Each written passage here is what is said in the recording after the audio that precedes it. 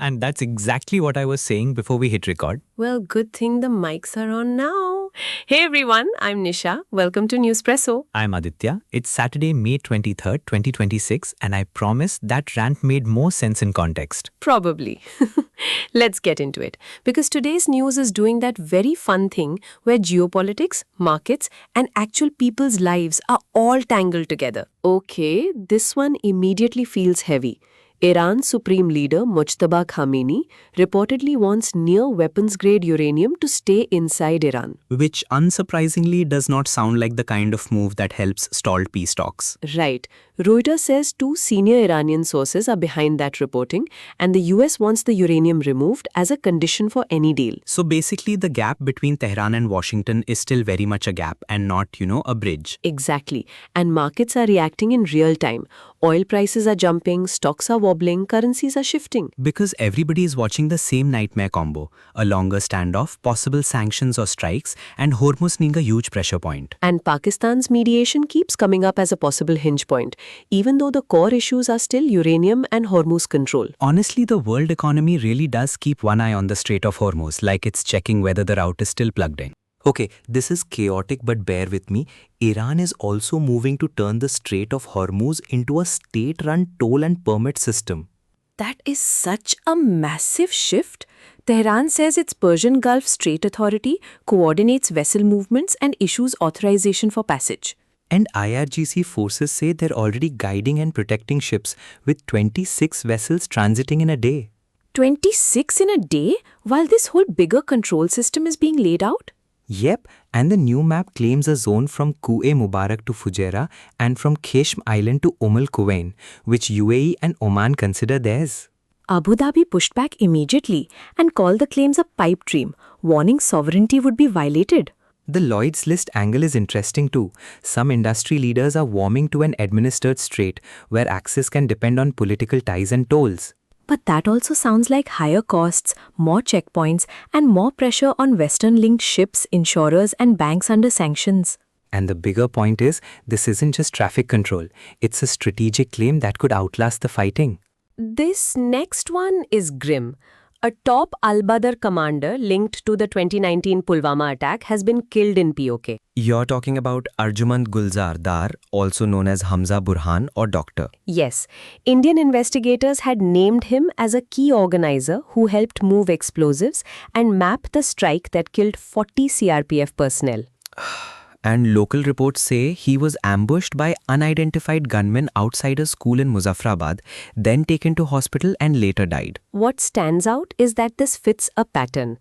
High-value targets linked to cross-border groups being picked off in POK by unknown assailants. And the reports also point to internal disputes over money and influence inside militant networks, though the exact circumstances here are still contested. Indian officials say he operated from safe havens in POK and Pakistan and had ties to recruitment, funding, and media work for Al-Badr fronts. So this isn't just one death, it's a sign of strain inside those networks. And for families in Kashmir, it keeps the fear very present because these groups move across borders, propaganda channels, and recruiting pipelines. Alright, shifting gears, let's talk politics and government because there was a pretty big reform meeting in Delhi. And by pretty big, you mean the kind where everyone walks out saying the pressure is officially on. PM Modi set a very clear tone. Faster, simpler governance and a real push toward a fully developed state by 2047. No slogans, no fluff, just deliver results. Exactly. He pressed ministers to move files quicker, cut red tape, and focus on outcomes rather than past glories. Which is always a dangerous sentence for a room full of ministers because it means he wants visible change, not just nice presentations.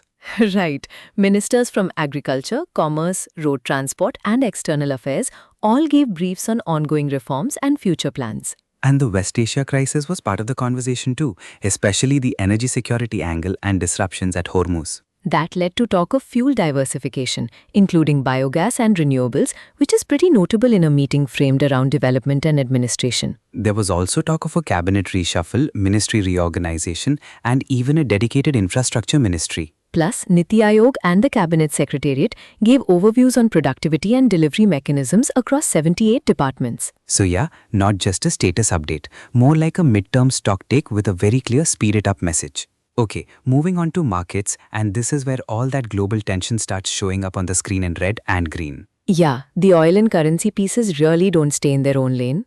A jagged day ended with small losses in Indian markets. The Sensex fell 135.03 points to 75,183.36 and the Nifty eased 4.30 points to 23,654.70. It sounds mild on paper, but the path there was messy. Exactly. Early gains faded, heavyweight names dragged, and IT and FMCG led the declines. Infosys, Bharti Airtel and Tech Mahindra were among the top drags, while Interglobe Aviation, Trend, Bharat Electronics and Adani Ports found buyers.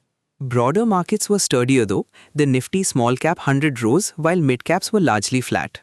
Brent crude slipped about 0.7% and the rupee recovered, so that helped cool inflation worries a bit. But traders were still staring at RBI charter, currency stability, global growth concerns and those US-Iran tensions. The India VIX eased, so volatility cooled a touch, but nobody looked fully relaxed. Which is the story of this market lately, honestly. A little optimism, a lot of macro anxiety. Then the mood flipped a bit on Friday, right? Yeah, banks drove the move, and the Sensex jumped about 232 points to 75,415, while the Nifty edged up to 23,719. Private lenders were doing the heavy lifting. Axis Bank and ICICI Bank were among the top gainers. And part of that was hopes around a US-Iran detente and softer crude prices, The rupee also firmed, ending around 95.7 to the dollar. which is a relief after all the volatility hanging over markets for weeks. The RBI also approved a record surplus transfer of 2.87 lakh crore to the central government for FY26. That's the kind of headline that makes macro people sit up straight. But broad markets were mixed, and mid and small caps didn't always keep pace. Still, the combination of better oil, a firmer rupee and strong financials gave traders something to smile about. For now anyway, because this market clearly keeps checking the news cycle before deciding how brave to be. Alright, let's swing into tech, because apparently the modern solution to everything is cut jobs and call it efficiency. Ah, yes.